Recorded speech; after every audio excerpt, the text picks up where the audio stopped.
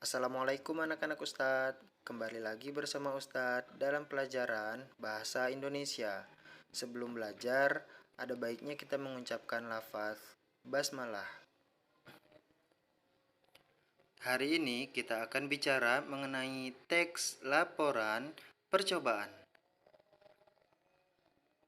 Tahukah kalian apa itu teks laporan percobaan? Jadi, teks laporan percobaan adalah sebuah bentuk tulisan yang memaparkan suatu fenomena dari hasil pengamatan bertujuan menginformasikan hasil yang diperoleh kepada orang banyak. Selanjutnya, kita akan berbicara mengenai ciri-ciri teks laporan percobaan. Yang pertama, teks laporan percobaan bersifat umum atau universal. Kedua, teks laporan percobaan lebih menekankan pada pengelompokan terhadap suatu hal yang dibahas.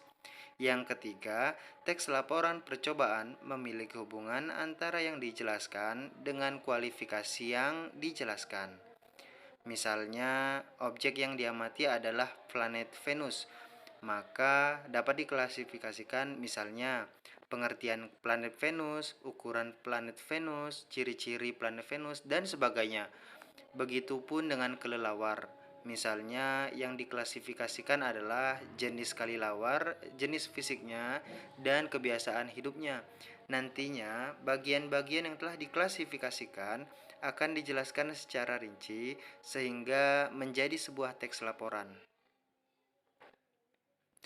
Pembahasan selanjutnya adalah struktur teks laporan.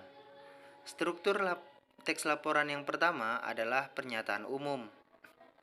Pernyataan umum berisi klasifikasi aspek dari sesuatu seperti hewan, alam, tumbuhan, dan lain-lain yang dibahas secara umum.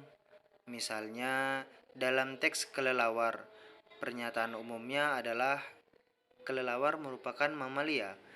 Kelelawar merupakan satu-satunya mamalia yang dapat terbang.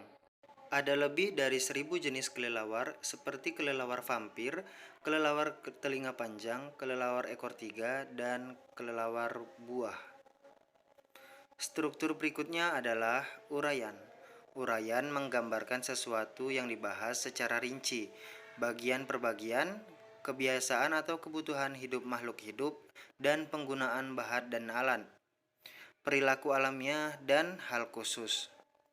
Misalnya, dalam teks kelelawar, uraian yang dibahas misalnya dari segi penampilan. Kelelawar tampangnya mirip tikus. Saat terbang bersama, kelelawar seperti tikus terbang. Lalu, dibahas mengenai kebiasaan makan. Beberapa kelelawar makan darah, buah, dan kaktus. Lalu dari kapasitas, kelelawar dapat mendengar dari jarak 1 km. Mereka jenis nokturnal. Kelelawar melihat dengan pupil mereka. Oleh sebab itu, mereka melihat matanya untuk melihat.